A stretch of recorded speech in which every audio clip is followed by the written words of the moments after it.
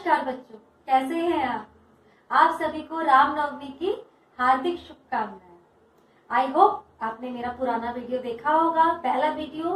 अब मैं आपके लिए लाई हूँ पाठ अध्याय का दूसरा वीडियो। इसे आप मन लगाकर और ध्यानपूर्वक देखें। 4th एंड 5th में कल मैंने आपकी व्याकरण का पाठ 1 हमारी भाषा लिपि एवं व्याकरण में से आपको भाषा का स्वरूप एवं उसके रूप, यानी कि भाषा हमारे अस्तित्व में किस प्रकार से और लगभग लाखों वर्षों के बाद हमारे अस्तित्व में भाषा आई। भाषा के रूप में आपने पढ़ा था बच्चों, भाषा के 2 मुख्य रूप होते हैं, मौखिक भाषा और लिखित भाषा। उसके बाद हमने बात करी थी बोली, किसी क्षेत्र विशेष में बोले जाने वाली भाषा को हम बोली कहते हैं। मातृभाषा यानी कि जो भाषा हम अपने घर परिवार के सदस्यों के साथ प्रयोग करते हैं उसे हम मातृभाषा कहते हैं। राष्ट्रभाषा यानी कि एक पूरे देश की भाषा, और राजभाषा यानी कि सरकारी कामकाज में प्रयोग किए जाने वाली भाषा। इसका आपने कल पाठ पढ़ा था। आज हम पढ़ेंगे भारत की प्रमुख भाषाओं के बारे में। किसके बारे में पढ़ेंगे आज हम? भारत की प्रमुख भाषाओं के बारे में।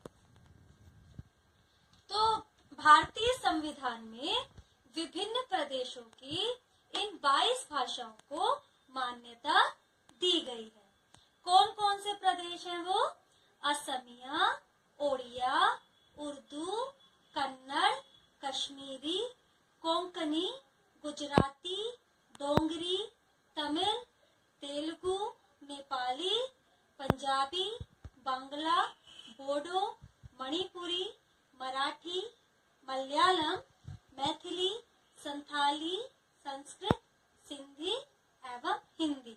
भारत की ये 22 भाषाएं हैं जिनको कि भारतीय संविधान में स्थान प्राप्त किया गया है। ये तो आप समझ गए ना। भारत की राष्ट्रभाषा कौन सी होती है? हिंदी। भारत की राजभाषा कौन सी है? हिंदी। और हमारी मातृभाषा तो कोई भी हो सकती है, पंजाबी, बंगाली, मराठी, तेलुगु, तमिल, कोई सी भी। ऐसे ही हमारी बोलियां भी कोई भी हो सकती है जो कि हम बोलते हैं अपने क्षेत्र विशेष में। अब भारत की प्रमुख भाषाएं आपने पढ़ी। उसके बाद मैं बच्चों आपको पढ़ा रही हूँ विश्व की प्रमुख भाषाएं। आपको मालूम है मनुष्य एक सामाजिक प्राणी है, उसको एक कार्य के लिए एक देश से दूसरे देश जाना ही पड़ता है, तो इसीलिए उसको विश्व की अन्य भाषाओं की जानकारी होना भी आवश्यक है। जैसे देखिए आपके सामने विश्व की प्रमुख भाषाएं। विश्व में अनेक भाषाएं पढ़ी और लिखी जाती हैं।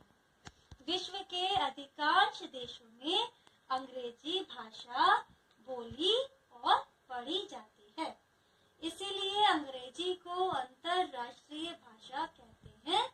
कुछ देशों की प्रमुख भाषाएं इस प्रकार से हैं। जैसे देखिए जापान देश में रहने वालों की भाषा जापानी, रूस में रहने वालों की रूसी, चीन में रहने वालों की चीनी, इंग्लैंड में रहने वालों की अंग्रेजी, तथा फ्रांस में रहने वालों की फ्रांसीसी, भारत में रहने वालों की हिंदी, जर्मनी में रहने वालों की जर्मन, स्पेन में रहने वालों की स्पेनिश। तो जिस देश में हम रहते हैं वहाँ की भाषाएं उसी देश की होती हैं और उनका नाम अधिकतर उन्हीं देशों के नाम पर पड़ जाता है। तो आपको अभी तक ये समझ में आया कि भारत की प्रमुख भाषाएं 22 है जिन्हें संविधान में स्थान दिया गया है। विश्व की प्रमुख भाषाएं, कुछ भाषाओं के नाम मैंने आपको बताए हैं अभी, और जिस देश के अलग अलग देश होते हैं तो उनकी अपनी भाषाएं भी अलग होती हैं। अब मैं आपको बताने जा रही हूँ बच्चों, अब मैं आपको बताने जा रही हूँ लिपि के बारे में। किसके बारे में? लिपि के बारे में। देखो, किसी भी भाषा को सीखने के लिए कुछ चिन्ह बना लिए गए हैं जिन्हें हम लिपि कहते हैं। क्या? फिर से किसी भी भाषा को सीखने के लिए कुछ चिन्ह बना लिए गए हैं जिन्हें लिपि कहते हैं। लिपि के माध्यम से ही हम अपनी बात को लिखकर कह सकते हैं। मौखिक रूप में तो हम अपनी कोई भी भाषा कह सकते हैं, लेकिन लिखित रूप के लिए हमें लिपि की ही आवश्यकता होती है। इस प्रकार लिपि की हम परिभाषा बता सकते हैं कि भाषा की प्रत्येक ध्वनि के लिए अलग चिन्ह होता है। इन चिन्हों के लिखे हुए रूप को ही लिपि कहा जाता है। फिर से समझिए, भाषा की प्रत्येक ध्वनि के लिए अलग अलग चिन्ह निश्चित किए जाते हैं। इन चिन्हों के लिखे हुए रूप को ही हम लिपि कहते हैं। प्रत्येक भाषा की अपनी लिपि होती है। प्रत्येक भाषा की अपनी लिपि होती है। जैसे कि देखिए, हिंदी की लिपि देवनागरी, अंग्रेजी की रोमन, संस्कृत की देवनागरी, उर्दू की फारसी, पंजाबी की गुरुमुखी। हिंदी के अतिरिक्त मराठी, गुजराती और नेपाली भाषा भी देवनागरी लिपि में लिखी जाती है। फिर से नेपाली भाषा भी देवनागरी लिपि में लिखी जाती है। आगे की कक्षाओं में आपको देवनागरी लिपि में क्या क्या विशेषताएं होती है, उन सब के बारे में बताया जाएगा।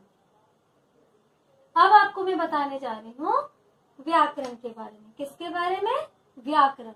भाषा के शुद्ध रूप का जो हमें ज्ञान कराता है उसे हम व्याकरण कहते हैं। क्या कहते हैं? व्याकरण कहते हैं। देखिए, भाषा के बोलने, पढ़ने और लिखने में व्यवस्था का होना बहुत जरूरी है। भाषा की व्यवस्था के लिए नियम बनाता है। भाषा के बोलने, पढ़ने और लिखने में व्यवस्था का होना बहुत जरूरी है। भाषा की व्यवस्था के लिए नियम बनाता है व्याकरण। इस प्रकार हम कह सकते हैं, व्याकरण वह साधन है। व्याकरण वह साधन है जिसके माध्यम से हम किसी भी भाषा को शुद्ध रूप में पढ़ने, लिखने और समझने का ज्ञान प्राप्त करते हैं। तो यानी सीधे शब्दों में बोला जाए तो भाषा के शुद्ध रूप का ज्ञान कराने वाला शास्त्र ही व्याकरण शास्त्र कहलाता है। तो आप सबको ये समझ में आया बच्चों? भाषा का स्वरूप और उसके रूप, बोली, मातृभाषा, राष्ट्रभाषा, राजभाषा, भारत की प्रमुख भाषाएं, उनके नाम मैंने आपको पढ़ाए हैं अभी। विश्व की प्रमुख भाषाएं जैसे जापान की जापानी, लिपि, भाषा को लिखने का माध्यम लिपि कहलाता है। हिंदी की लिपि देवनागरी, अंग्रेजी की रोमन, पंजाबी की गुरुमुखी और व्याकरण भाषा के शुद्ध रूप का ज्ञान हमें कराता है। तो क्लास 4th एंड 5th के सभी स्टूडेंट्स इस पाठ को बहुत ध्यान पूर्वक समझेंगे और अपने मन में आई हुई जिज्ञासाओं और प्रश्नों को एक अलग पुस्तिका में, एक नोटबुक में आप नोट कीजिए। अगले आने जब हमारी क्लास शुरू होगी मैं आपकी इन सभी क्वेरीज के आंसर दूंगी। आज आपका पार्ट 1 खत्म हुआ है। अब मैं कल आपको पार्ट 2 करवाऊंगी, इसीलिए पार्ट 1 को आप बहुत अच्छे से अब याद करके रखेंगे। धन्यवाद।